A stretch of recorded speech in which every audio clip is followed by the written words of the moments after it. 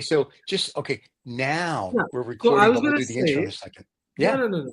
So I was gonna say, and I wanted this to go on live Okay, this because has to be. Yeah. This is because live. because my job is to talk about the histories, that too for exact 5 minutes. Yeah. Yeah. I didn't bother reading the articles.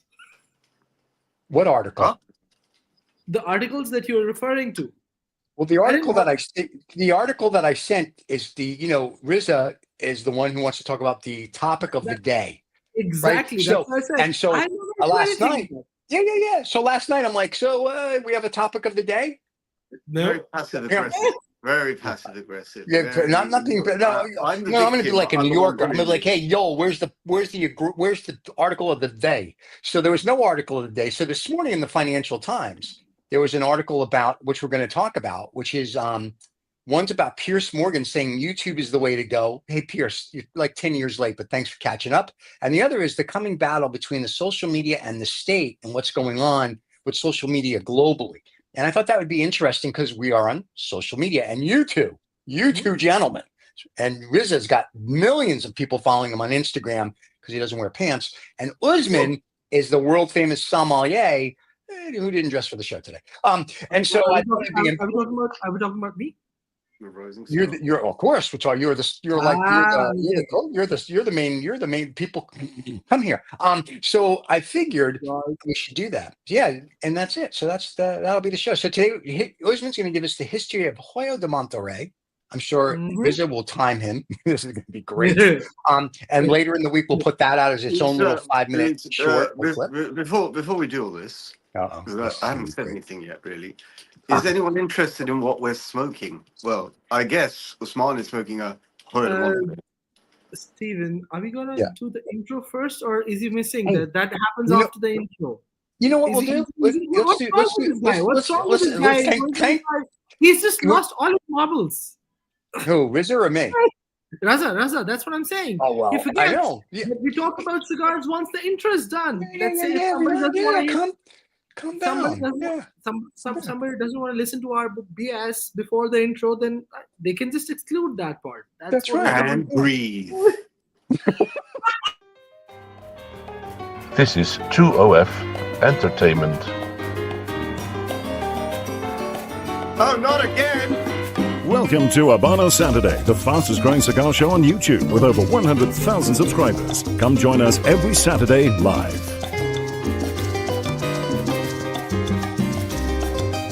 Every Saturday live.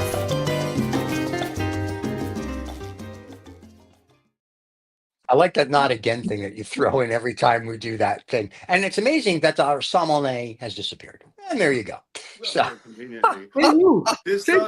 he is. This does give me a small opportunity to talk. I normally why these first 5 minutes are mine. The first 5 minutes are mine. Why? How can you? I know that Usman in this show will probably be smoking Hoyo de Monterrey. I don't know what Vitola he will be smoking, but he will be giving us a history of Hoyo de Monterrey in the 5-minute segment. Just before that, I wanted to let you guys know what I'm smoking. I haven't cut my cigar yet. I haven't lit it. I'm, as you know, a bit of a conventionalist. I like to stick to convention.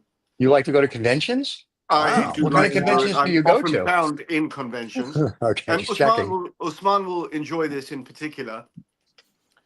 Since it is Tuesday, I'm smoking the Trinidad Tuesday. Wow! And for the rest of the world, it's Saturday. But welcome to Tuesday. There you go. Oh, is it Saturday today? But for you, it's Tuesday. For you, it's no. Is it For you, Saturday? It can be anything you want to. No, but can we have Trinidad Tuesday today? Sure. Of course. So you're telling me that it is actually a Saturday. Well, I know. As you know, I'm not really a person to stick to convention. Well, therefore, we know that. We will go for a Trinidad Saturday. There you go, everybody. And I'm smoking the Vijia, or the Vigia, as some people like to call it. Or the vagina, if you really want to get technical. Well, if you want to really get down. I knew this was going to come. Well, you got to get down to get up. Yeah, that's what they say. Can I tell you, I saw a girl yesterday and I stood at attention. I didn't have to get out of my chair. Anyway, There you go. Think through that. There. I was Now, like, really? let me, because it's quite important. Let me cut Yeah. the cigar. Oh my God. Can everyone see it's got a It's got a little nub. It's got a Oh, you're a moil. It it's looks got like a a little ponytail. Jewish kid. Yeah, it's got a little Jewish kid thing going on. There you go. You're going to take 10%. I will take Like a mole. approximately 3%. Okay. Now, I've been going for shallow cuts these days, as goes with the personality. by that. And I've done a wonky cut there. Let me go for it. Okay, so now we have a cut cigar. We do. Shall I light it? Usman, No, may I we have your blessing? Like you. Osman, bless him like a Catholic. There you go. I am toasting. Oh, fuck. I'm toasting the cigar, and I'm running out of fuel. Very good. You're toasting. You're toasting. I had some toast earlier too, and I didn't have to do any of that. It's very simple. I had the maid and the butler make it for me. Put a little jam on it. It's very nice. And after I've lit the Trinidad Vihia. Virginia, yeah.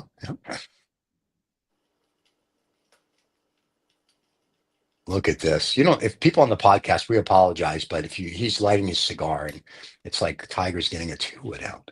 So there you go. Very nice. And on that splendid note. Yeah. I hate that when that happens. You get little bits and pieces going. I hate that too. Yeah. You get it normally in New World cigars, like Dominican cigars and Honduran cigars, and apparently in the Trinidad Tobago cigars. You get that when you don't cut your cigar rightly. Properly. It's nothing to do with Honduran. Look at him, Mr. Sommelier. Oh, you don't cut your cigar rightly. Listen, mate, I've been cutting cigars before you were born. Yeah, I know. And you've been cutting them wrong. I know you've been doing it wrong. So what difference does let's cancel Reza. He's been cutting his cigars incorrectly. I'll cut them the way I want. I'll cut them in half if I want to. Hey, Rez, I can't put this over you, but this is how you feel right now. There you go. That's how you feel right now. Just to let you know, that's how you feel. That's a great special effect. By the way, look at the light. Look at that. That's a nice. Nice. You don't see. Wow, you don't see that every day, except for the bottom half. A little bit missing. Tiny bit missing, but there you go. We can fix that. that. That's what she said. Okay. We can touch that up with a lighter given to me by Justo Eroa, who owns Aladino Cigars. Very nice. Very so nice. we're dropping takes your eyelashes off. We're gonna. Those are the kind of the torches are the cigar lighters that I use. So all the time, I love those because I like taking people's eyelashes off when they have a cigarette. And go, can you light my cigarette? I'm like, yeah, not a problem. And you flip it, and it goes. They're like, oh. By the way, shout out to Christian who fixed my ancient ST DuPont mini jet. And Christian, everybody is from Tom, and that's another name that he dropped that I'll have to pick up. Anyway, any other dropped things that we need to name people today? I'm now prepared for our splendid sommelier, Usman. I'm not. I have to light He's not. He's got things. I have to cut it. I hadn't finished the sentence. I'm now prepared for Usman to light up his Hoyo de Monterrey cigar. Over to you, Usman. All right. Before we do that, though, because we all our fans like to know what's going on in our life. Can I tell you? And I'm inside, so I won't be able to smoke a cigar today because it is -3°C. You guys can figure it out. If you can't, good luck. And it's the same in London where Riza is, but that's why he's inside. But I would sit outside. It's just too cold, and I'm sorry. But it sounds like one of those apologies the presidents give after they've been. Well, I'm running for office in 4 years just for fun, and we're talking about from office. I'm running from something, yes, But I just want to let you go. I went to the doctor this week, for my annual physical, and I thought the fans should know. Your annual physical. My annual physical is at Hilgood's house. That's at Hilgood's House of Pain on Hyde Street, but we'll talk about that later. Anyway, my doctor said to me, she says you have to stop masturbating. I was like, what? Why? And she says, because I'm examining you. And I was like, potato. So anyway, other than that, I'm in good physical condition. Thank you very little. So there you have it. Yeah. So for all the religious people that are watching the cigar show or the guys that are this show, aren't you? Yeah. So I just say, listen, people enjoy us. Well, I don't know why, but they do. So I figured whoever's listening on the podcast while they're driving the car, heard that just hit a tree. You're welcome. And the people that are watching on YouTube now are scaring the kids out of the room because the kids shouldn't see or hear this. There you go. And I will now be quiet and let our sommelier talk about the wonderful Hoyo de Monterrey. No, I want Usman to light up, and then when we start the 5-minute segment, he'll say, go. Okay. Just so that you know, Raza, today I have kept a timer so that before you start doing one of your things, I will just ensure that you don't hang up. Oh my God. So today I'm gonna since the topic for today is going to be Hoyo de Monterrey, I thought it is apt to smoke our Hoyo de Monterrey. And I'm sure a few of you might have seen this was the original limited edition release of the Ellie Blue Casa Cubana cutters and lighters. So that looks like one of the toys you get out of a McDonald's Happy Meal. Yeah, I know. It's an expensive Happy Meal. Yeah. Riz is now cutting a cigar for you people on the podcast. He's pulling his 2-wood out. He's looking at it. It's a dogwood left. So, okay. Right. So this is what a clean cut looks like. Oh, look, look at the head on that. That's what I said to the sorority girl. Anyway, go ahead. Right. Now he's going to light it, everybody. Mm-hmm. And for that. Oh, God forbid we don't have the little ding noise. I guess this one's running out of fuel as well. So till the time it does. Have you noticed I haven't really been talking? I know. And the silence is deafening. So very strange, actually. I know. Are you feeling okay? Is there stuff? He's lighting his cigar, ladies and gentlemen. I could commentate, but I've decided not to say anything. You should. You should. You really should. Yeah, the show is missing. I mean, we don't want you to be constipated afterwards. We don't want you to watch them call. We don't want you to have a heart attack that you didn't say anything during the show. So for the people on the podcast that can't see, right now, Usman is rolling his cigar and lighting it. Now he's blowing it. You kinky man, you. And now he's rolling it again. And there you go. So he'll have a perfect toasted cigar. I don't want to mention any names, unlike other people. And there you go. And soon he's going to start his history. Oh, look at when you're ready for the Hoyo de Monterrey history 5 minutes. Let me know. This is how a perfectly lit cigar looks like. It looks unlit, basically. You and light it from the outside, and it will automatically start coming out. It was a perfect bullseye. All right, there it is. Oh, kinda. You're off. You're missing a few. No. When I did that, it was a perfect bullseye. You can rewind it. Okay. We could always edit it out. No, we're not going to edit that out. We're going to leave that in because that makes us human. So now, what we'll do later in post production, we'll do Usman cutting and lighting a cigar perfectly, and we'll superimpose it on this video. Yeah, with that, I'm gonna start my 5-minute timer so that. Are you ready? Ready? All right, there you go. All right. So today's topic is Hoyo de Monterrey, one of the 6 global brands of Habanos. Now, as we spoke last time, Habanos has different categorization of their brands. So Hoyo de Monterrey is one of the 6 global brands. The brand was founded or formed or came into existence in 1865 by a gentleman named Don Jose Renner or Don Jose Genner or whatever you want to call her in whatever language you want to. And he was the one who formed the brand, and Vuelta Abajo is the region where the cigars have been produced. The leaf has been coming from that region. One of those very successful cigars. But just so that people know, it was not Hoyo de Monterrey in the beginning. It was La Excepción. So a few of the people who might have seen... Did you say Inception? The car at the beginning was called Inception? Wow. The brand name was La Excepción. Okay. And that's a discontinued brand now. Mm-hmm. And so until the 1900s, this was one of those extremely successful brands, which was considered to be the largest brands at that time. With that, what happened was that till 1930s, the brand was fine, but in 1930s, the brand hit a big reputation issue, changed hands a few times. But by the time the revolution started, the brand was still big enough for Habanos not to kill it, or the government not to kill it and keep it as a brand which was big enough to be in their portfolio, let alone now is one of the six global brands. Hoyo de Monterrey is considered to be a light to medium strength and light to medium bodied cigar.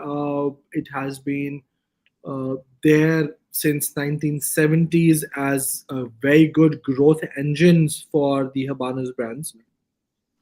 It has different lineas, the linea Epicure, which I am smoking, linea Cirilli Hoyo, which is the other linea. And then there are older cigars, just so that people know. In the beginning, the linea Cirilli Hoyo was the thinner ring gauge linea, whereas the Epicure line, was the thicker ring gauge linea. And now, if we see the cigars, it has completely crossed otherwise, because the Cirilli Hoyo is primarily the ones with the thicker ring gauges picking up the current scenario of things, whereas the Epicure line is slightly on the thinner ring gauges of the sides. Hoyo de Monterrey has the honor of being in the limited edition category of cigars in Habano's portfolio almost 8 times, starting from the very first year of 2000, when the Hoyo de Monterrey particulars were introduced, and it is the only brand which has practically since then, in the first 2 years, was repeated. So it was a limited edition for 2000 and limited edition for 2001, which was the case in this scenario. And in 2021, the third limited edition was also the Hoyo de Monterrey, which was Monterrey's number 5.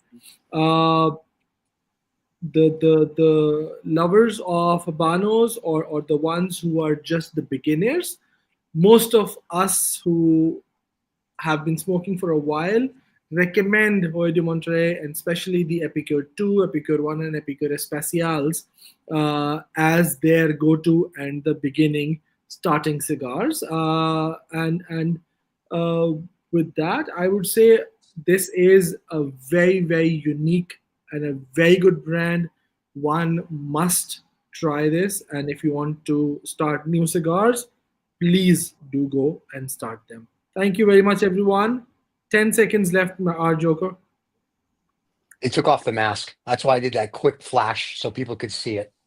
So that was very good. I enjoyed that. That was good. That was very in interesting. life we all wear masks There we to some go. varying degrees. There we And go. the wearing of a plastic mask. Mm. Oh, there's the timer. I have to put my timer off. I'm just making sure that Usman was on the thing. I think that was fascinating, Usman. I did not realize that the ring gauges were defined by the two different lines of the cigar. Yes, In sir, which particular line does the Hoyo de Monterrey double Corona fit? in the Linea Classica, which is the first line, or the oldest line, which is why it still has the original band from the 1920s. Wow. I remember that band. The band known as the Band A. This is the fourth band practically. Do you have Band A handy to show anyone? He does. It's going to be in the big jar behind him. Now he's going to have to search through it and empty it out on the floor, but he'll find it. Now, very interestingly, on the Hoyo de Monterrey, Usman knows that. Well, the thing is, Hoyo de Monterrey double Coronas are my desert island cigars, so I should not need much time. But I found it. You are taking much time. Yeah, he's going to need another 5 minutes. Yeah, I think so. Yeah, okay. It's pretty down there, but I can definitely pull it out. Give me a minute. Describe it. What does it look like? Yes, don't pull it out because it's a family show. Yeah, right, boys. Now you poked the bear already. Oh, Okay, Now, so funnily it's enough, like, a couple of yeah. months ago, I smoked the Hoyo de Monterrey Double Corona unbanded. That was at number 6. Usman knows about that. oh, those were like the good old days. The good old days when you wouldn't put a band on a cigar. It was slightly more Really? special. Yes, Oh, very absolutely. nice. Yes, sir. So So we have the bands. there you go. What's the Right. band? Show everybody the band. Watch what Oh, I finger like you the put the band. band on. This is the current band. Yeah. Yes, it's got a shield on it. And just This so you know, is- that band is the same band that their Dominican cigars come with as well. No, sir. Seriously? No, sir. Yeah. That's a different band. You sure? I'll show you that as well. Okay. So this is the band. So the Steven, the one you're talking about, that is a red band with a golden thing, and white is in the middle. This one, or that was in Cuba, that was the band B, the second Band B, band that okay. was introduced. This is what is the band A, pretty much the same. From Substantially larger. It's a larger Yes. band. It's circular. It doesn't have a shield on it, but it is the same, I think, the color scheme. It's slightly more orangey red rather than red. What do you think? Yes, it's more pink on the sides Okay. as compared to this one, which is very white and very plain lines. Right, It right. has a lot of inscriptions in it, and that's how it looks like. Okay. I like that band a lot. Yeah, I think that's a very pretty, very classic. Yeah, this band is still date used for all the classic launches or the bigger format cigars in the Hoyo de Monterrey range, which is why you would see that on the double Coronas, Maravillas, Right. and all the old school bands. So let me ask you this question, Mr. Sommelier. Why, when did they, or why did they start putting bands on cigars? Why can't I just buy a box that has no band and I know what's in it because it's a box? What was the premise behind putting a band on a cigar? Okay, there's a the initial reason for putting a band on a cigar was to ensure that your gloves, the white gloves, did not get a stain from the tobacco or for anything else, and hence to avoid that, Gloves that you would want at dinner, basically. Yeah, with formal dinnerware and tails, etc., etc. So the bands were introduced, which were practically white bands. As a result, somebody realized the bands are actually a great way of marketing. Hence, the bands started to define the brands and the brand identity and the color and all of that. But for a long time, in the big cabinets, which is primarily 50 cabs, or even in some cases 25 cabs, for a long time, specifically in the 60s, 70s, 80s, and 90s, there were no bans on a lot of cigars. And until late 90s, there were no bans on big cabinets. So, for example, if you would buy an Epicure number 2 from the 90s in Hoyo de Monterrey Lane or the double Corona, they will just be unbanded, just a roll of cigars put it in a box, and that's the only identifier you have. But as things have gotten more sophisticated, people have gotten more used to of marketing, and the fact that cigars have gotten too expensive, not everyone is able to buy a lot of boxes, so they go for singles, hence the show of brands and all that stuff, keeping the brand identity and more association with it. As well as now, as we spoke last time, the bands are actually going to be in the future identifiers for a lot of originality and fake cigars, the differentiated. So that's the whole reason for the brands. Very interesting. Okay. And that perhaps leads on to the footer bands, which are there primarily to protect the foot or the mouth of the cigar. As it is called in Spanish, the mouth of the cigar. And then we have the third band that has appeared on the scene in the last 20 years. Which can be a reserva band, a grand reserva band, a regional band. It can be many different bands. It can be an exclusivo band, it could be a limitada band. And those primarily are there to double or triple the value of the cigar. Oh, wow. Okay. Yeah. So basically, it's a marketing ploy. They explain the exclusivity of that specific cigar. Maybe it is a limited edition, maybe it's a regional edition, maybe it is a Reserva or Grand Reserva, or Right. maybe maybe just to denominate that they are a regular line, but the regular line's different vitola. So because Okay. this is Just to make it a bit more special. Would we agree on that, Usman? not really. See, an Epicure number 2 is a standard production cigar in a very regular production cigar, but it still bears 2 bands.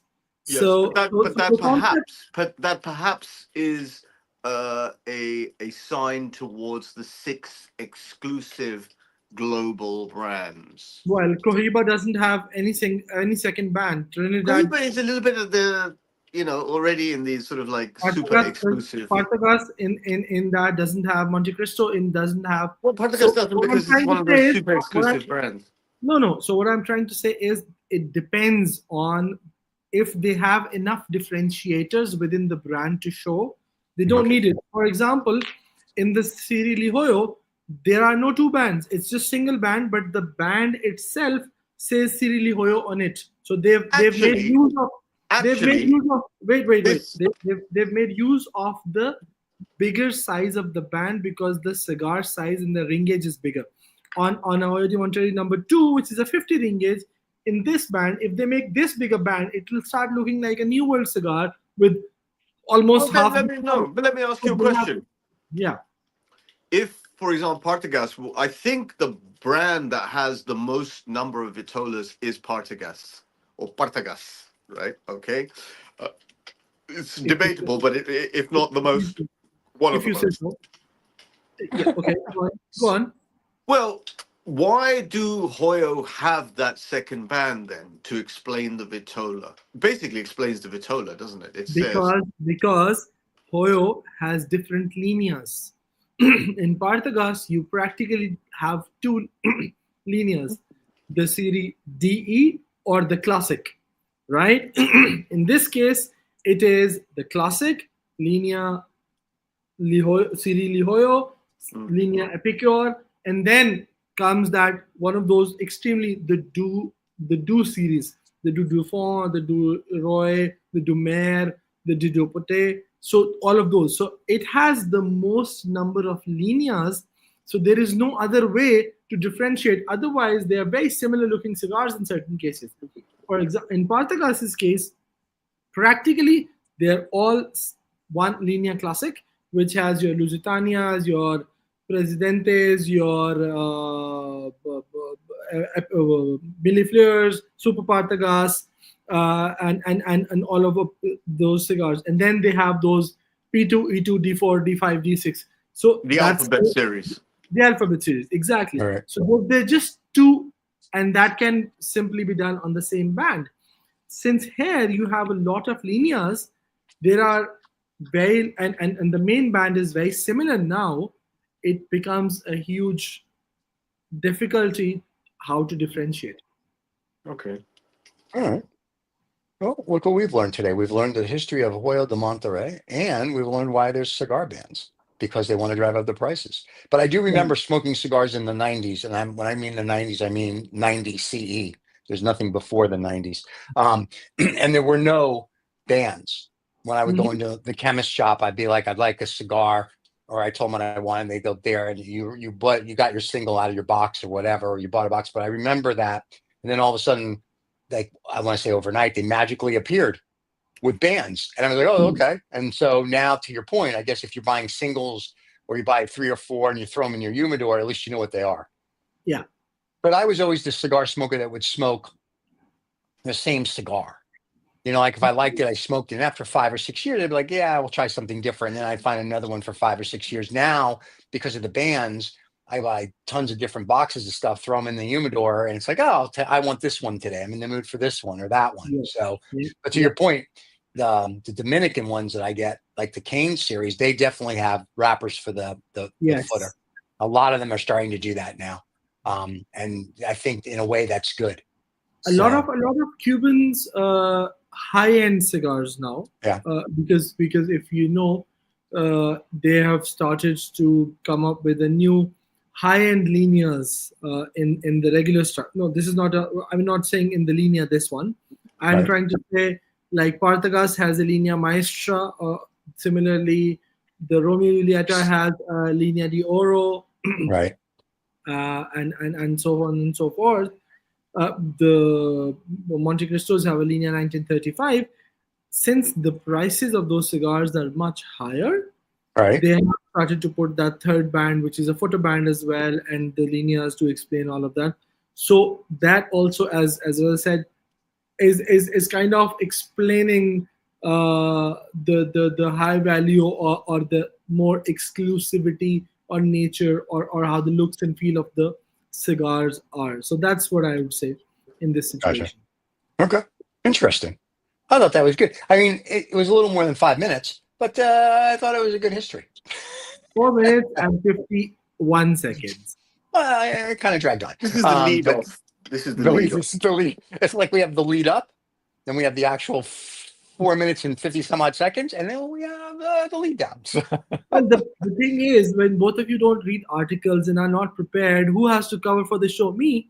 That's what I'm doing. I read articles. That's true. That's true. Thank God you're here. I do read the articles. I send them because somebody says he wants to discuss topics of the day, and then when we ask him what the topics of the day are, we get that clown mask. So I sent 2 interesting articles that if you guys want, we can discuss, which is social media's battle with the state, and not just the United States, but all the governments around the world. And since we are on YouTube, and as I said earlier, there's an article in the FT today about I want to know. Morgan. I forget the articles. I want to know why Elon Musk is so fucked up. Well, you should read the article. I want to know when you've made more money than you can spend. Right. I want to know when you've made money that can change world dynamics at a critical level.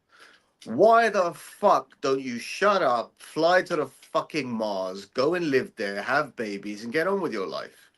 What the fuck, man? I mean, I don't get it. I simply don't get it.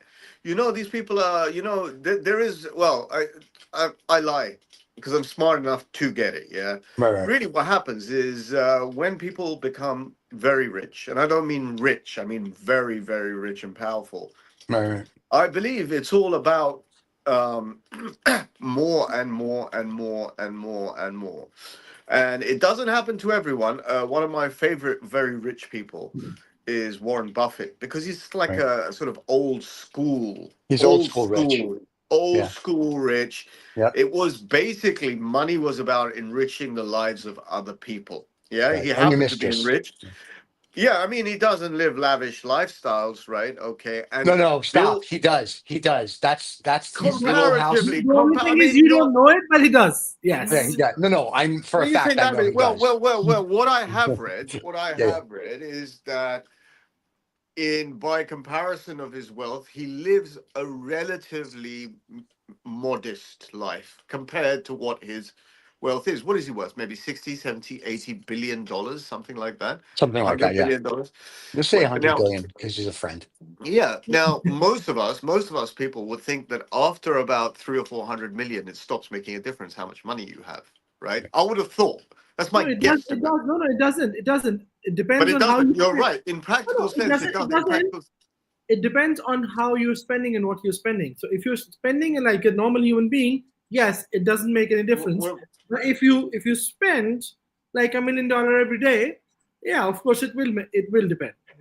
Well, even if you have like $4 or $5 billion, if you spend $1 million every day, it's going to take you like 50 years to go through it, right? So it's not about upkeep of your lifestyle. It's about doing different things, right? You get to a critical phase where you can do different things, whether it's charity work, whether it's specifically a project you believe in, like all of these billionaires about 5 years ago were all doing the space race, whether it was Elon Musk, Richard Branson, and Jeff Bezos. Everyone was in this space race thing, and I personally think that's a really cool thing, because what we're doing is we're pushing the envelope, we're spending money. Well, we're not spending money. They're spending their money on something very adventurous. It's in the human nature to be adventurous, right? Right. To go to places where we don't, and I don't just mean physical places. I mean, spiritual places, emotional places. To go to places where you have never been before. There's a human curiosity to expand.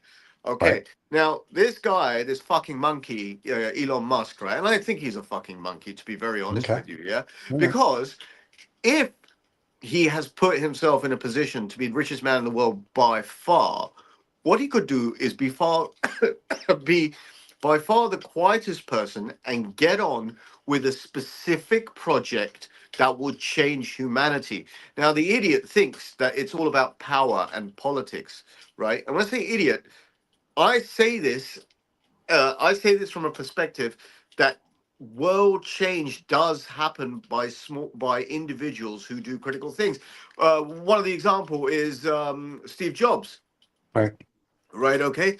Now, Steve Jobs may have had an affluent lifestyle, right? But actually, if you and there's no end of social media out there about Steve Jobs. His was very singular.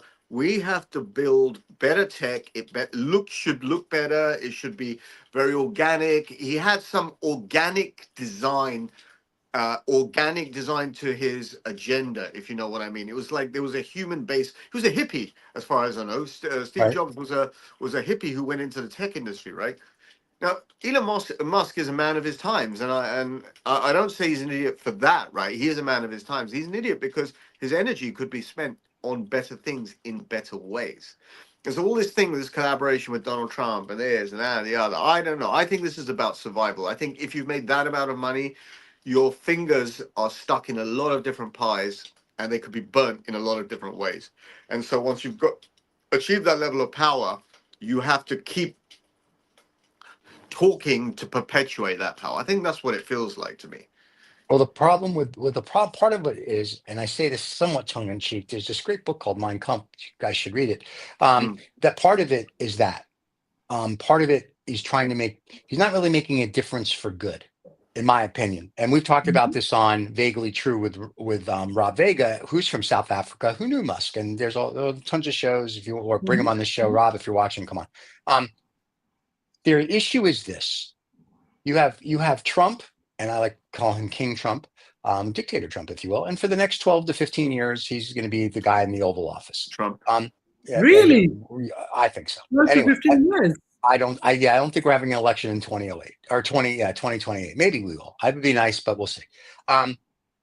So you have Musk, who is acting like, I don't want it could be his hurrying, his gerbil, whatever you want to say. But to your point, Musk has to go and, if you will, get on his knees all over the world, right? He sucks up in China. He has to do it now in the United States. He's got to do it in the EU. They hate him. In London, or in the UK, they definitely hate him. He's over in India. The problem is that Warren Buffett has just as much power and influence, but he's old school money, not nouveau riche, and he's doing it quietly behind closed doors. So, and Zuckerberg now, and the article that I sent, which talks about media and the state battle, what's happening now is all these social media companies, and this is kind of what we're saying, is they all have to now cowtail. And what they've started now is they're not going to fact check anymore. They're not going to do this. They're not going to do that. So now everybody can run amok. And that's fine. But as I've said this before on other shows, Lost Dollar and Vaguely and possibly here, it's great that these guys are going to come in. They've got this great plan. It goes A, B, C, D. Good. What happened from E to Z? And that's the problem. And Musk doesn't know what the average person goes through because, one, he's a patent troll, allegedly. And two, he can't tell somebody what it's like to struggle if they can't pay a bill or if they have to go to the hospiel. Right, he doesn't care. So and Donald Trump kind of the same way. And what's fascinating is if you look at who voted for them, other than, very wealthy people voted for we call it the trust presidency now, the trust presidency. But if you look at that, that's cool. But a lot of middle and lower class people voted for them, thinking that they're going to help us. I don't know about that. Nebuchadnezzar built the Tower of Babel to reach and touch God, to reach the sky and touch God. Right? And he missed me by that much. Pharaoh believed he was God on earth. Correct. Pharaoh believed he was God on earth, or God. Okay, Right. these people suffer quite openly, quite plainly. They suffer from a God complex. Do you remember Boris Johnson going on Sure. about, I want to be king of the world? Yeah. This is king of the world scenario. I don't want to be But president of the USA. I want to be king of the world. I have so Trump much is fucking. trying. So I have so He's much. So the life that these people live in is they right. can go from one place to another place in 5 hours, Right. anywhere on the globe. I can't get from my place in London into central London in 40 minutes because of traffic and fucking Right. Right. no. There's a very serious point to this. There's a very serious point to this. We live very different lives in very different ways. So to understand the complexes that these people have, to understand that, you have to put yourself in their position, which is very fucking hard to do, right? It's very fucking hard to understand how someone who's got $200 billion or $300 billion or $400 billion Right. actually lives on a day-to-day basis. It's not about going to nightclubs and parties. They are at a different level. And if they're at a different level, really they can make a difference to humanity in a critical way. I But don't they believe don't. that they are running a fucking media company and letting 8 billion idiots. How many people are on the planet? There's about 8 billion people on the planet. Yeah, Right. 7.5 billion of those people are idiots, right? So letting them Right. We've talk to each already. other is nothing special. There's nothing Right. special about social media, in my opinion, right? Okay, right. What you do with it is special, and capable people are able to do Right. special things, right? And this fucking doofus, because he's got so much fucking money, right? He hasn't done anything particularly, I don't believe, any particularly groundbreaking which he could do. Right. That's the frustration. And all of social media is a buzz alike, with whether it's Piers Morgan or whether it's these various YouTube channels, etc., etc. Everyone is alike talking about these things. I don't believe that enough people are channeling really, really powerful billionaires to do really, really critical things. That's how I view this. Because we lost that with when the Rockefellers and the Gettys and all these people back in the day, when they had their billions, they would build hospitals, build roads, the Vanderbilt. They did all Or this. The collect art, Rothschilds or collect art, or collect art, curate and they would art, put or it, and museum. it's all in the New York Met. You can go look at it. Which Um, fucking museum has this idiot curated? right. Which fucking I know. technology? But so Yeah. my point is this: I have friends that have like Elon money, and no one will know it, and I like that. And they quietly do things for whether it's a charity or a country or whatever it is, and they quietly do. And one of them jokes because he's not on the Forbes list, and he goes, "I have more money than like these 5 people put together," but they've hit it well. Like like they know what their families had money for like since day one. And we always joke when we go out, and it's just you would never tell. In fact, somebody said to us the other day when we were out doing something that knew us, they said, "You two guys look like we should buy you a bowl of soup." And we're like, yeah, we're just running errands and hanging out. It's like there's no even the day that you guys had the HERF that we had a meeting, we were together because part of what we were doing. And someone said when they saw us, because we were all disheveled off an airplane, whatever it is, and it's sort of like we thought we had more time, and we're traveling like comfortable, and they're like, we have to buy you guys a bowl of soup, and meanwhile they're like, you could buy a small third world country. So there's this thing now. And it's because of social media, I think, that people think they have to show how wonderful they are on social media, how grandiose they are, how much It's called money. vanity. It's called vanity. Very true. Now you get a guy like Michael Dell. Okay, now in Texas, in Michael Dell's hometown of Austin, you drive around, and I mean this as a compliment, not as vanity. The only thing that Michael Dell does is he builds children's hospitals, and it'll say Dell's Medical Center, Dell's this or Dell. And I don't think that's vanity at all. It's very nice that people know I'm going, and they're good care. So if you're building a hospital and you're putting your name on it, I'm good. If you're building a building at a university, put your name on it to get your kid in because he's an idiot, that's vanity, right? So these people that build hospitals and do whatever is great. Musk isn't, as far as I know, isn't doing that. I know Trump isn't. So it's very much this, I want more, I want more, I want more, I want more. But to go back to the land grab, I want to be king. Trump said, and we're all hoping it's tongue in cheek, he wants to return that. He's not. He wants to make the Gulf of Mexico the Gulf of America, where, of course, the Mexican president pulled out a map from like 1830 that showed all the Mexican territory and, Texas and whatnot. He wants Panama back, because Carter gave it up early, and he wants Greenland. And the people in Greenland, the people in Greenland, I was reading an article, say, we don't want to be part of the US and we don't want to be part of Greenland. We want to be our own little country. And that's not happening either. So when he makes statements like that, yeah. No, but that is the influencer part that's run amok. Yeah. People believe that the number of people listening to them proportionately represents the truth. Correct. That's the problem, right? If 50 million people are listening to Trump and Trump knows it, and he'll say, the sky is yellow today. Yeah. Right? Suddenly he believes it's true because he feels that he has an audience to listen to him. And it's a self-deluding nightmare. It continues and continues and continues and takes you away from, reality in itself is subjective in many ways. Yeah, reality and subjectivism are two different things, but reality is subjective. There's no such thing as, everything is relative. Okay.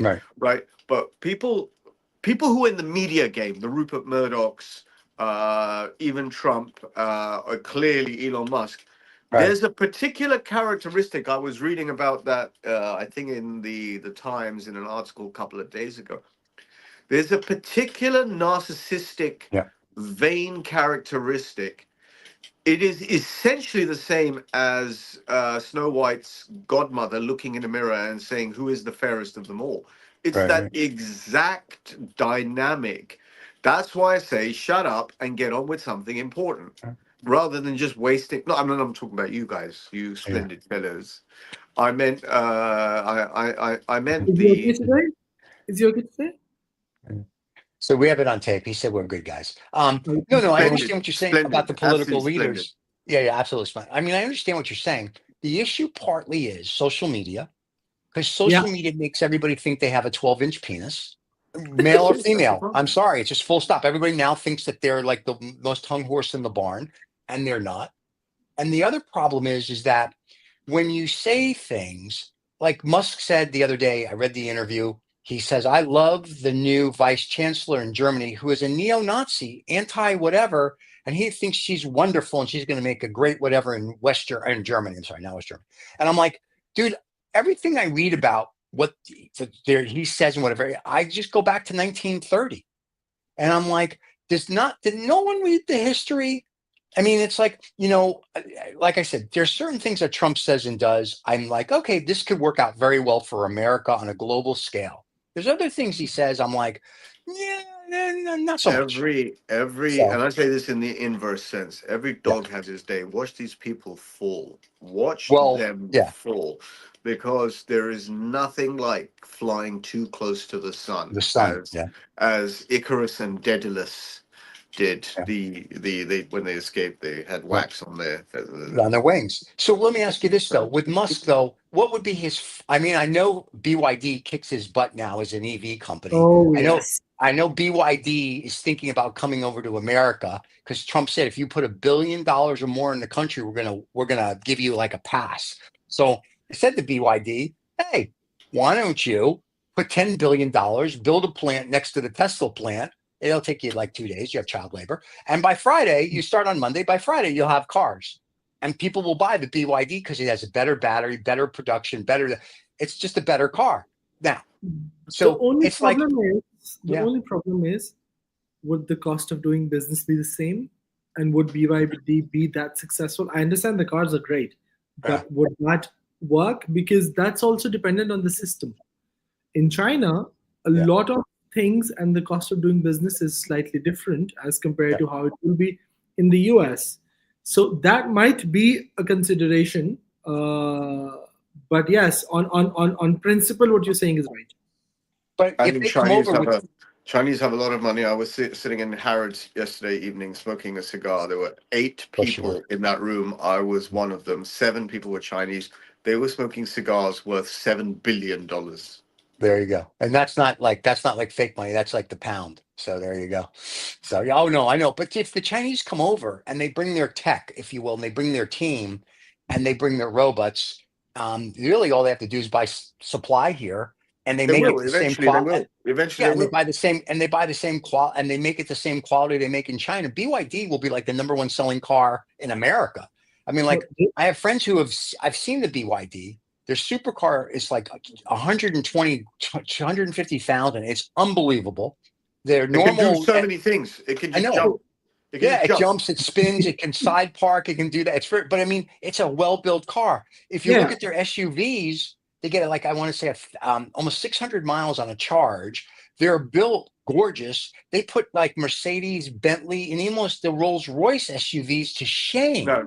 And for half the Please, price. leave Mercedes out of it. Mercedes. Okay, all right. I'm sorry. Nazis are Nazis. I forgot. Okay, so Gustav. I'm sorry. Mercedes Benz, Daimler Benz. Daimler Benz, yes, the Nazis. Nazis, they built tanks and airplanes during World War II. What's a very, very interesting thing actually? It's a little side topic here. Sure. Since the 80s, Yeah. like Which 80s? 1980s or 80s? I'm in North London, right? In North London Jews, whether they're Hasidic Jews or Ashkenazi Jews, or then Benzes. or Sephardic Jews, Yeah. they either drive Volvos or Mercedes Benz. Yeah, because they have a short memory. No, it's not about the short memory. It's about flipping the situation the other way. It's like, right, we got enough thing that we now are in charge. Now we can drive these without any, Well, I used to own a Mercedes, and when I would turn the air on. There you go. Why did you get Mercedes? Quality. I thought I didn't. It was nice, but it wasn't what I thought it would be. But so I had it for about a year. But every time I turned the air on, the heat would come on, and after a while, I was like, no more. I was like, it's a little hot in this car. It could never go cold. I don't know. It was special for Jews, I guess. I don't know. Anyway, but no, I mean, everything's well built. I mean, Rolls-Royce is a beautiful car. Bentley is basically a glorified BMW. If you look at what's being, and now Rolls-Royce isn't really British anymore. It's part of the Nazi family. They're made by BMW, the Audi brand, Volkswagen, the whole thing. Where the fuck do you think these come from? Havana, Cuba. They're not Nazis. Oh, yeah? Where did he run off to? That's a different. Wait a minute, let's have that discussion. That's a different conversation. No, it's not. Castro didn't run. Listen, Castro during listen, these things were made. These farms were bought by Spanish bankers 200 years ago. Essentially, when Usman does, after he's done the 27 brands, he'll do a wrap-up history, and in the wrap-up history, he'll do a sort of a generic thing. Yeah. Okay. These were started by Spanish bankers who were siphoning money out of Europe. There are all sorts of people, right? The history is not particularly a glowing history. Yeah, I'm okay with that. Same thing with Mercedes Benz. That's exactly what I'm trying to tell you, right? There's not particularly glowing history. I get it. I understand it. I feel it. Yeah. At the end of the day, the product that you're holding in your hands is detached a little bit. We can't forget things, but it's a little bit detached at times. Well, I mean, we do forget things. I mean, we forgot. And we forgot the fact that the Italians fought right alongside the Nazis, right? But Italians don't get that rough deal. You know why? Because we hung out with Mussolini on pasta night and chopped his head off. So there you go. The memory can be selective. It can be erroneous. It can be a little bit, but whatever. I agree. But here's the best part. Here's what I will say. Kudos. Ferrari's a Ferrari at the end of the day. Yeah, I know. Oh, I know. And they make a crap product. I don't know what to tell you. Anyway, so let's say the Enzo or the F40. Not so bad. Then they're good products. Or the 458. Enzo. Yeah. Enzo. Thank God, finally, because for a while you were on the F40 kick. Thank God. Yeah, the Enzo is the car. But what's very interesting is here our Supreme Court said to Mr. Trump and his attorneys, no, you still are a convicted felon, and we're not going, the sentencing was light, but we're not throwing it out. So I was like, kudos to them for that. So we'll see how long, and the American public's already forgot that he's a convicted felon. Like they don't care. But, it's kind of like our memories now are 30-second clips on YouTube or Instagram, and that's all we remember. Nobody remembers history. No, you remember history. You're a smart fellow. Well, Usman I remembers read. history. He's a smart Right. fellow. He reads The too. assertion that I make constantly, which a lot of people don't like, I kind of a little bit shut up about it. Yeah, we're just Yeah. surrounded by donkeys and monkeys, to be very Well, honest I with you. understand Yeah, that. the Yeah. world is full and seeming and seething with really dumb people. Social media's biggest problem is it makes people who are stupid feel smart. That's the biggest problem. It's a That's true. really big problem. In fact, that's perhaps, if one is to get a bit philosophical, that's the same problem with democracy. Democracy for the people, demos being the Greek word, right? Yeah. Right. Democracy is for intelligent people, right? Not a bunch of half-wits, yeah. Oh, we're screwed. I mean, if you get prisoners to vote, yeah, they'll vote to leave the prison, Right. correct? Right. Yeah. Sure. Depends Yeah. if depends if that's on the questionnaire. Yeah. It could not be on the question. It needs to And be some voted. fucking idiot will put it on the questionnaire. That's Oh, what that's Cameron true. did with Brexit, you know, and that's exactly what Cameron did with Brexit, right? Yeah. The fucking warden gave the prisoners the opportunity to escape from the prison. And Right. what better example is that, right? So social media, whether it's run by and I think the smart thing about people like Elon and Trump, that here is where their intelligence really rises, is they've worked out we're all cattle, or they think that they We're all think cattle. to some extent this is correct as well. The Right. world is a farm, and you're the farm. They think they're the farmers, and Right. they think everyone else is dispensable in every single way. We're here to pay tax all day long from Right. start to end. And that's what it is all about. Who fucking cares what Elon Musk does and what he Right. says? If he's got money, do something good. I agree. Really, that's an overriding philosophy. Do something good for humanity. Who gives two fucking Mm-hmm. hoots who you support, who you don't support? You've got enough money to be an individual to do something. And if it doesn't have to be the world's biggest project, it can be a small project, but do it and fixate on it. And Right. even though Bill Gates comes up for a lot of criticism, and everyone comes up for criticism, at least the guy focused on health sector. On At 18-year-old least girls. Oh, I'm sorry. yeah, Allegedly. no, I get it. I get it. Leonardo da Vinci used to sleep with a 10-year-old boy, for goodness sake. Yeah, no one's Well, ripped that down was the Mona acceptable Lisa back yet. then. So that's Right? I okay. want you to read a great book by Walter Isaacson called Da Vinci. It's a I read it. fabulous book. That's a And I've great got book. another Yeah. book in my library called Da Vinci, and I don't know who it's from, but I can pull it out. And It's from Giorgio Vasari. Was it is that the Giorgio Vasari? 750? It's a 750 page by. Oh, it's my book is by Walter Isaacson on Da Vinci. Never mind. It's Walter good. Isaacson's book Yeah, on Da Vinci is an it's great. outstanding It read, by the is. way. I don't know how we got onto this topic, right? But it's Yeah, an outstanding read. that's the book I have.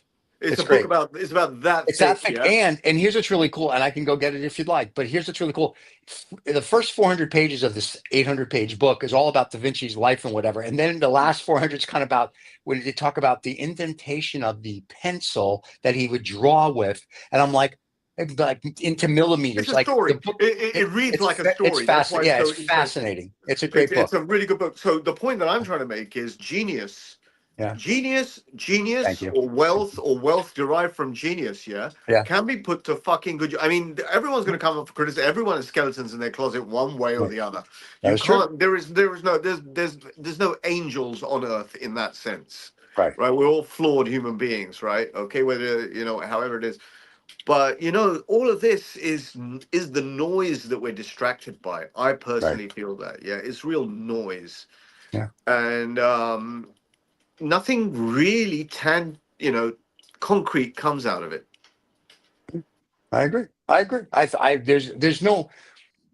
We've become I agree with you. We're a society of sheep. I like to call we're a society of ostriches, right? We put our head in the sand. We don't want to know. And that's what's happening. I mean, like when I talk about FT articles and whatnot, people don't really discuss them. All right, let's get a picture of the cigars because apparently we're not talking politics. There's the Trinidad. No, the reason and there's the Hoyo de Monterrey. I'm actually showing this cigar to Usman, actually. Oh, okay. Usman, in 1 hour, I have not smoked half of it here. That's the new you. That's the new you. That's the new you. You're learning to enjoy this cigar. Yeah, my smoking speed. My Yeah, smoking speed. I had to think about that one. My smoking It's smoking speed, everybody. My Don't try it at smoking home. speed. So My smoking speed has slowed down significantly. yeah.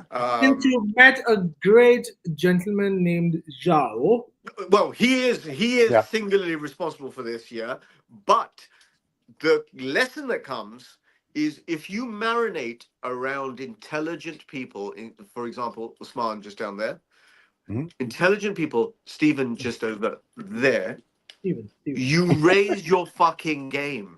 You Yeah, that's raise true. your game by if you play chess against pussies, yeah, you'll always play chess against pussies. Play chess That's true. against people who are better than you, or at least of your caliber. Right. And that's what it is, yeah. You know, there is no difference between Elon Musk and Donald Trump. Well, no, Donald Trump. I'm sorry, What Elon, Mr. Trump. what Elon Musk is, and a fucking taxi driver. They're the same. Right. Taxi driver doesn't have $300 billion, and Elon Musk does, but the words that come out the same. But Right? the taxi driver got here legally. No, where has the intelligence game been raise the fucking game. Raise the fucking game, you fucking monkeys. We Sorry, can't got carried away. because people Sorry, are. got carried away. That's fine. People are stupid.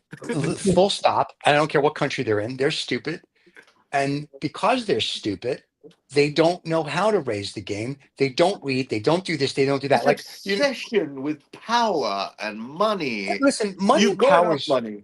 yeah. Huh? Power and money is fine.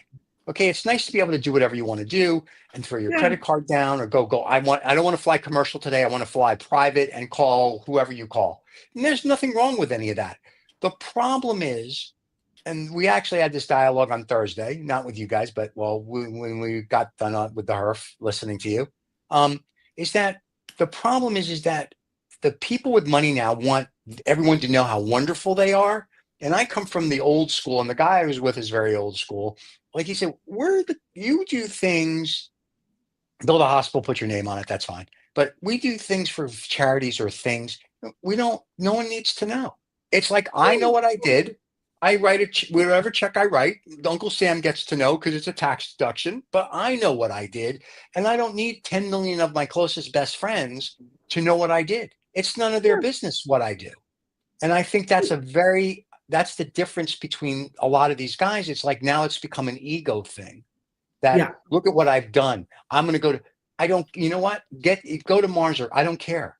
Like, you have that much money, fix the Earth and then go to Mars. You want to go travel, like do something to what Riz is saying, do something to your point here, help the people here, help everybody get, the people that are poverty, sick, hospital, like help everything here, and then you go do what you want to do, and you can tell me 300. How much money has this fucking monkey got? He's got $300 billion. I thought it was 400 billion. I thought it was 400 billion. Solve cancer. Fucking solve cancer. So we're going to fixate. We're going to solve cancer. Right. When I'm dead, everyone's going to remember that I solved this problem. There you go. But he won't. Because there's no land grab. Global hunger. Let me solve global hunger. If any three of us, right? If any of us were asked this question, let's say you've got the wealth of Elon Musk. Hypothetically, what would you do? I promise you, all three of us, in our top three things, whatever they may be, we'll say, I want to ensure that no one goes hungry on this planet. Yeah. Right? Yeah? All three of us. I think all three of us would say that whether it's a child, whether it's an old person, whether it's whoever it is on this planet, if I've got that much money, I should ensure that no one goes hungry. What's this fucking monkey talking about? Mars. Fuck him. Fuck Elon Musk. Go and fuck yourself. There's a short. I said it with passion. With passion and love, yes. So all these fucking arse lickers who think, oh, he's rich, oh, he's all. Fuck them all. They're all fucking monkeys too. It takes smart people. I won't say educate. Educate is the wrong word because your education can take you in various different. You don't have to be educated to be smart. You don't have to be educated to be classy. You don't have to be educated to be motivated, right? Okay. Right. But you can be fixated on doing certain things, and money, power should hypothetically enable you to do good for the rest of the planet. That's what it's about. That's a very fair point. That's a very fair point. I agree. I think that's it's. Speaking of the priorities, what are your other two, Raza? What are the other two? See, let's say 3 priorities. What are the other 2? The first one was nobody should go hungry. What are the other 2? Yeah, no, no. Actually, I'll be very honest with you. Those are very, very personal ones. In fact, no one should go hungry is probably the top one for me. That's fine. The other 2, second and third. Very, very difficult question that deserves a lot of thought. It cannot be answered like that. That deserves a hell of a lot of thought, more thought than this fucking idiot with 300 billion likes to you know, who did this? I should think. Fuck what you think. Right. I'm talking about Elon, by the way. Yeah, no, I got that part. Yeah. I think it's easy to come up with. I think the hungry thing is good. I think they've tried to do that. I think there seems to be a little problem with that, but there's a couple others out there that you could that I think you could do. I think Bill Gates doing the vaccine thing is good.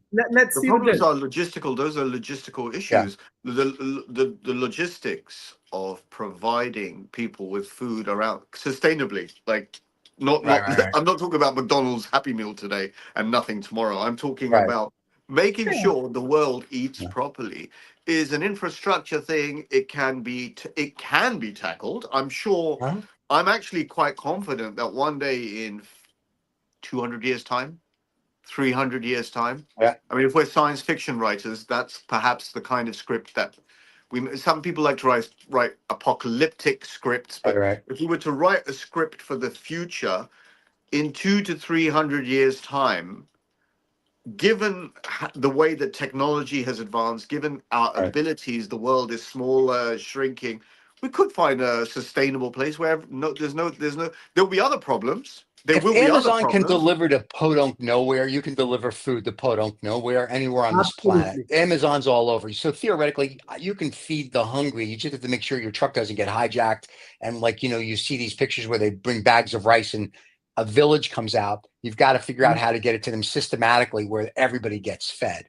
And I think that's a big thing. And the other thing I think that you need to do is people that are impoverished, whether it's basic income, universal, I don't care what it is, but you got to get people out of that mindset that they can do anything.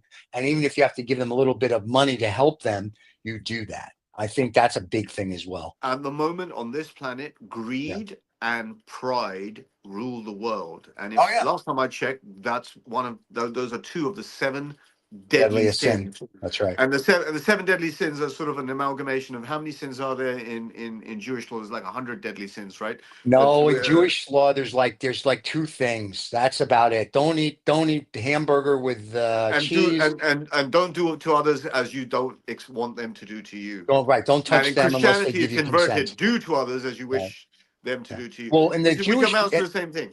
Well, in our 10 commandments, we've got covet thy neighbor's wife, thou shalt commit adultery. What else do we have? We have some good stuff in ours. And don't eat hamburger with meat, no meat and dairy. And then don't eat shellfish. That's the biggie. But I put it to you, pride and greed are ruling the world right now in 2025. And people like Elon Musk, not Donald Trump. Hello, sir. How are you? Oh my God! Like, you're really hoping he comes on the show for an interview, aren't you? Can I tell you something? I think Donald Trump is one smart little fucker. I think I agree. Really smart. I think it's taken me a few years to work out which way. Is he really stupid? He's really fucking smart. Apart from the fact he's entertaining, he's getting less entertaining because he's getting a little bit older. He's a really smart fellow, very, very smart fellow. He doesn't want you to know. He doesn't want you to know what he's going to do. That would spoil the. But think about what he did with the tariffs thing. He goes, I'm going to charge China and all these other countries 60, 70, 80% tariffs, right? Or 100% tariffs. And then the next day he's like, but if you put $1 billion in the United States, we'll fast track you to do whatever here. So that was my whole point to BYD is he's already telling you that you can't sell your cars here, but if you build a $10 billion factory and give it a couple jobs and hire some robots, you can do whatever the hell you want. So America's for sale, which is evident by the Trump presidency. So there you go. No, I don't like Trump. I don't like Trump for what he's doing necessarily. I like Trump for the way he thinks. Okay. He thinks how to beat it every single time and stay ahead. Oh, he thinks how to beat it. All right. Yeah. Oh, I think he beats it every single time. Anyway, what were you going to ask us, man? My question was, Yeah. I don't know if I read it right, and pardon my ignorance for that part. I sometimes just digress myself from a lot of these day-to-day politics. Bullshit. It keeps me sane. Yeah. There was an article saying that apparently the court has sustained his punishment or whatever, something like that. I mentioned that earlier. So the Supreme Court said they went there to the Supreme Court and they go, you need to overturn his convictions Mhm. and whatever. But because his convictions didn't have anything to do with his presidency, the conviction had to do with a payoff to a porn star allegedly, and then whatever he did in business. The Supreme Court said, no, those 34 counts, your felony counts, are staying. We can't overturn that. So I said that a little earlier in the show. Okay, So that's right. what happened. So just to be clear, that Yeah. doesn't impact him becoming the president. No. So the way we talked about this on Vaguely News last week. So what happens is you have to be president of the United States as of today. You have to be a 35-year-old person, Mm-hmm. and you have to be born in America. Okay. That's it. Oh, okay. Those are the only two qualifications, and apparently you Which have to is be why alive. Arnold Schwarzenegger could not run for presidency. Correct. Right. Yeah. But so being a felon and nothing. Now, Rob Vega from Vaguely True said, and I thought this was interesting, goes, think about this. This tells people. Hey, Rob. Cheers. You know him. You guys use the voiceover. Yeah, no. So basically, what's interesting is he said that means anybody in America can be president. So that statement that you can grow up to be president is 100% true, which makes us, if you will, in a utopian world, one of the greatest countries on the planet that you can become the president of the United States, even if you're a felon. And there you go. Do you agree? There you have it. Do you agree? Do I don't see a problem. Do you agree? Are you in agreement with that philosophy? Is that a Yes. philosophy that I'm okay. I'm okay with that philosophy that if you're a felon and you want to be president and you can do the job and you did and whatever. not for, a felon, not for certain crimes like murder, rape. Yeah, murder. No, I murder. I'm kind of like but this guy. Crimes. Listen, no. If you're like if you're sleeping with 10-year-olds like Leonardo, Yep. not DiCaprio, but Da Vinci, then I'd be like, yeah, no. But certain like if you did business things, like a Michael Milken did, or like Donald Trump did, or whatever, and you want to be president, and as long as there's no moral turpitude, if you will. Now, paying a porn star, I guess, is 50-50. Yeah, why not? Because you can grow up to be president. I mean, I think it shows. And Donald Trump, the bad part is doesn't have remorse or sorrow about what he did. Where other people are usually like, I won't do it again. I'm so sorry. It'll never happen again. Where he's kind of like, I'm just going to keep doing it. I need immunity while I'm president.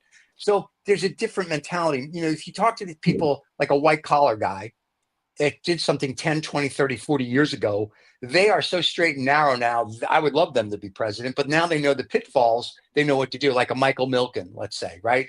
So it's just Ivan Boesky, if you will. So it's a different mentality. We're not the pure society. Everybody breaks the law, unfortunately, I think every day, whether they do it intentionally or not intentionally. 2 miles per hour over the speed limit, you're breaking. You broke the law, right? If you jaywalk, you broke the law. So my point is, to your comment earlier was, no one's perfect. There is no like God that's perfect. So you know what? It's the lesser of two evils. The problem is going to be in 2008, whether he decides to leave or not, is for this discussion is not material. If the Democrats are going to bring somebody to compete against him, the Democrats have to become a party with balls. They have to become, pardon my French, motherfuckers. And they are not. They are now a party of pussies. And a pussy is not going to win. It'll get grabbed, but it won't win against Donald Trump or the Republican Party to date. And I think, people don't think like that anymore. And and I say this in the nicest sense, anybody that's under 40, you're a bunch of little pussies. You couldn't do shit. It's 45, 50, 60, 70, 80, 90. All these people, these old school people with the mentality of like, we're going to kick in the door, go forward, fuck you. Those are the people you need, because those are the people that make sure things get done on a whole. And that's hard to find nowadays because everybody's just is like me, and nobody's like, here we go.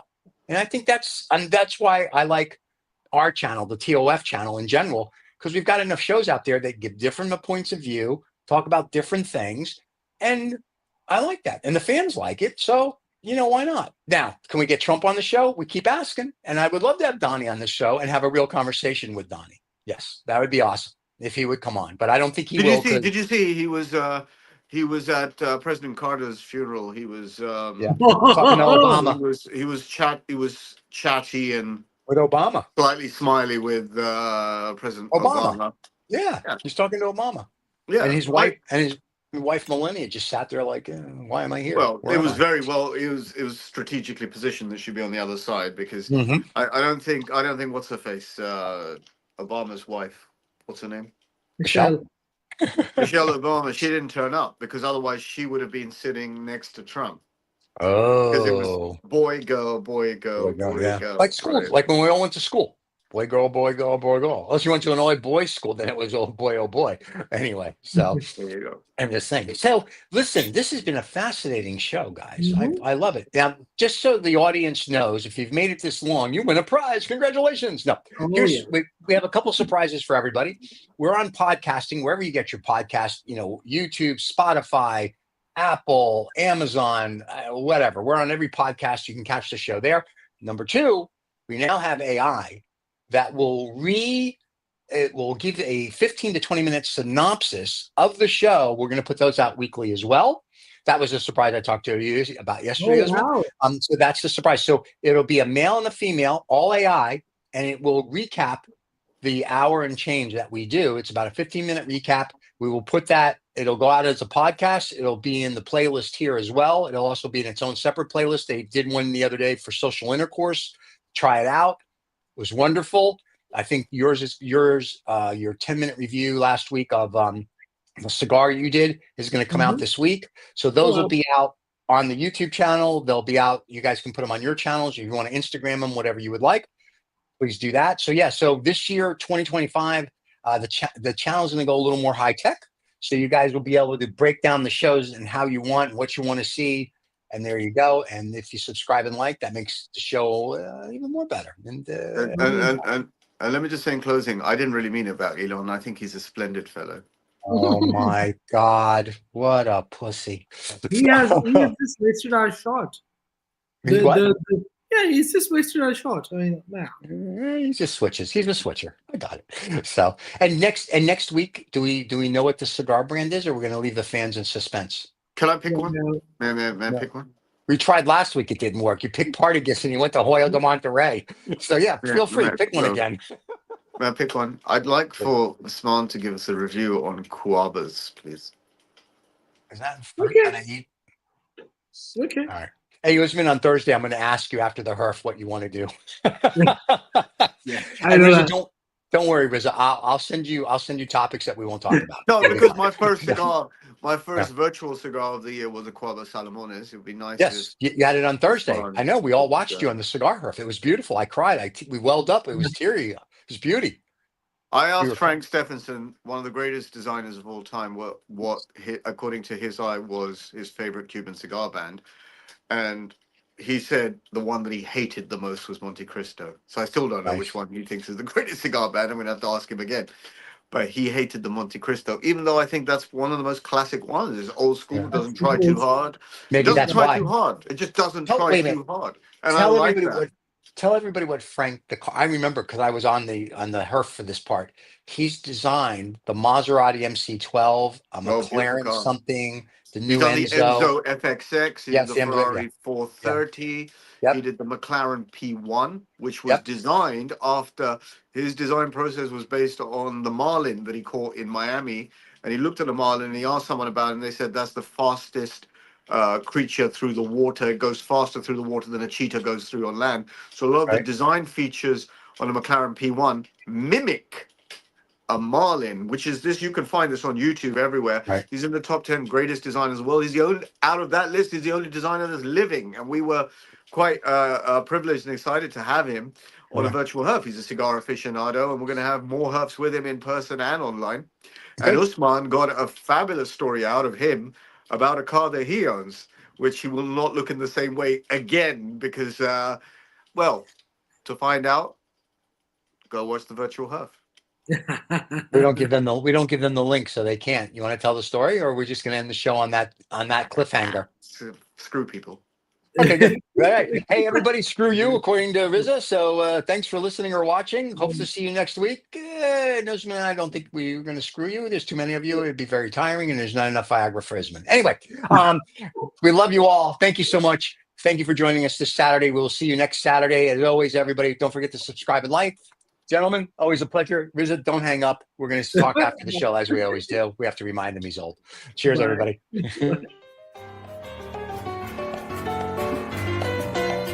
Bloody hell, that was tiring.